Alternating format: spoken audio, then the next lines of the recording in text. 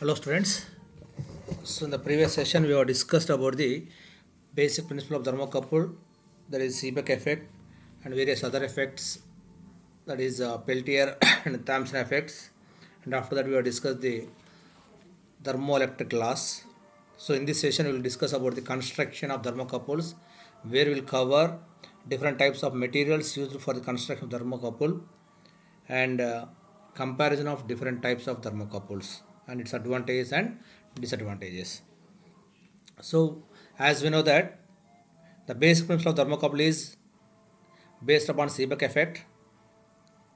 As per the Seebeck effect, when two dissimilar metals are joined together and kept at two junctions having two different temperatures, an EMF is produced. So, due to this EMF, some current is flowing through the conductors. So, the amount of EMF or current is proportional to the temperature difference between the hot junction and cold junction. And we have discussed some laws, thermal laws. Now we'll see the construction. So these thermocouples can be constructed by using two different metals, two dissimilar metals. So when a pair of two dissimilar metals that are in physical contact with each other, that forms a thermocouple. These two different metals, dissimilar metals, may be clamped, twisted, or welded together. By twisting the two wires, dissimilar metals, by screwing the two different metals, or by clamping or by welding, the thermocouples can be formed. The most commonly used method for fabricating is to weld the metals together.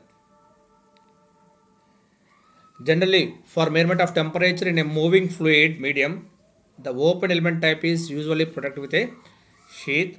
That means industrial thermocouples employ protective sheathing surrounding the junction and portion of extensive leads. The leads and the junctions are internally insulated from the sheath using various potting compound, ceramic bleeds. The type of insulation used depend upon the process being monitored. Generally, thermocouples are not installed directly in the pipeline vessels or other piece of equipment directly. They are usually protected or placed in the protective cells, or you can say that protective wells, so that they may be easily removed or replaced between interruption period or shutdown of the plant. Protective wells are made up of stainless steel and some other special metallic alloys.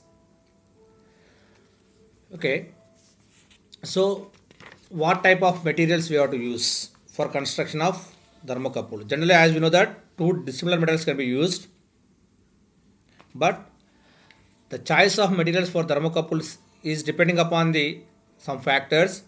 The materials which can be used must have the ability to withstand the temperature at which they are used. If you use some materials which can melt at 300 degrees centigrade, that cannot be used. Generally, thermocouples can be used at high temperatures. So the material which can be used must have the ability to withstand the temperature at which they are used. And it should have the immunity from contamination or oxidation, which ensures maintenance of the precise thermoelectric properties with continuous use. And the material should produce linear characteristics, that is temperature versus EMF. It has to produce linear characteristics. So what are different types of thermocouples? Generally, thermocouples may be classified into two types. Those are base metal thermocouples and rare metal thermocouples. Generally, base metal thermocouples use the combination of pure metals. As we know that we should use two different metals. So that use the combination of pure metals, and other one is alloys of iron, copper and nickel.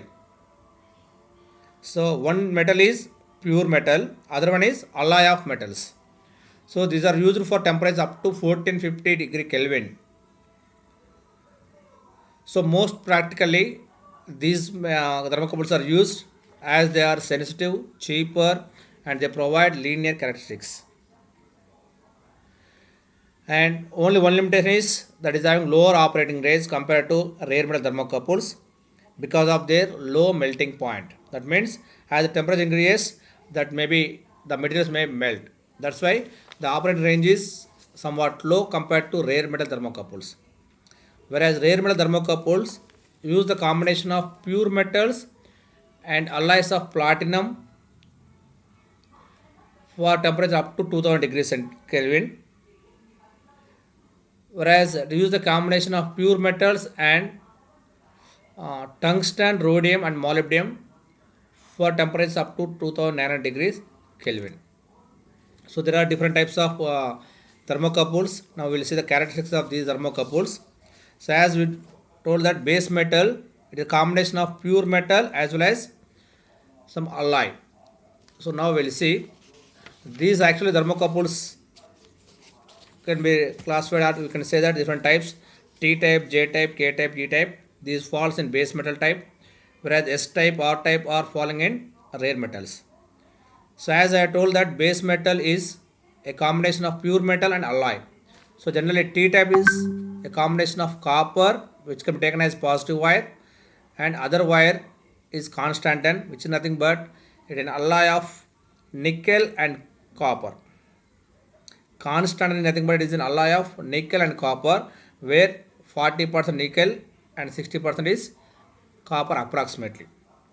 So this T type thermocouple use two dissimilar metals. One metal is copper, other metal is alloy of copper and nickel. That is called a constantan. So that is T type thermocouple. It provides the temperature range up to minus 250 degrees centigrade to 400 degrees centigrade. There is another base type J type. One metal is pure metal is iron, other one is constantan. This can be used for almost minus 200 degrees centigrade to 850 degrees centigrade. Similarly, K type, where I am using the chromel and alumel. Actually, chromel is also an alloy, but in this almost 90% chromium and 10% nickel. So I can say that it is a pure metal. 90% chromium and 10% nickel. So that chromel, alumel, where alumel is nothing but it is an alloy of again nickel, aluminum, manganese. Nickel, aluminum, manganese. So this can be used for temperature minus 200 degrees centigrade to 1100 degrees centigrade. In the similar way, E type, chromel and constantan range is this one. So whereas rare metal, as I have discussed, that is a combination of pure metal and that is called as combination of platinum rhodium. So S type, platinum, negative wire is platinum rhodium. It can be used for 0 to 1400 degrees centigrade. Rare metal, other one is R type. It is also having same platinum, and here there is small percentage change. Here also platinum rhodium. In this type 90% 10%. Here we are having some 87% 13%. So that makes a lot of difference, which provides temperature range from minus 50 to 17 to 60 degrees centigrade. Similarly, we are having another combination, tungsten rhenium and tungsten rhenium. Both the materials are almost same, but there is small difference in the concentration. So this can be used up to 2600 degree Kelvin, whereas other one rhodium, iridium and iridium 0 to 2100 degree Kelvin. The same temperature range I have mentioned here. So what are the advantages of thermocouples over RTD and thermistor for temperature measurement? Generally, RTDs are used for up to 300 degrees centigrade, whereas thermistors up to 60 degrees centigrade from minus 15 degrees centigrade. Minus 15 to 60 degrees centigrade. Whereas thermocouple provide almost minus 270 to 2700 degrees centigrade. It has rugged in construction. So it can be used for long transmission purpose for temperature measurement by using extension leads and compression cables, which can be provided by using a law of intermediate metals. So you can extend the wire so that we can go for long transmission distance. Okay, that is possible. Whereas for RTD thermistor it is not possible. And in this case, bridge circuits are not needed for temperature measurement.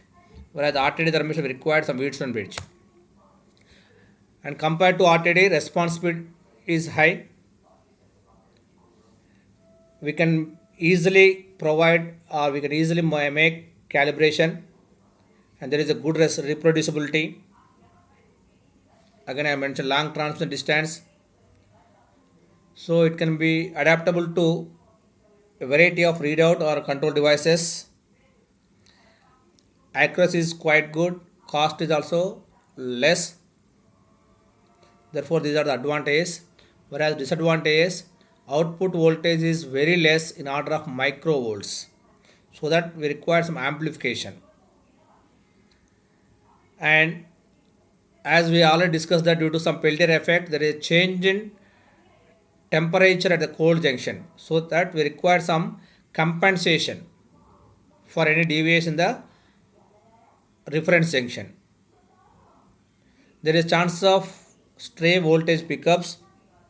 So these are some disadvantages, advantages. So with this, we'll conclude thermocouples. In the next session, we'll go for the pyrometers for measurement of temperature.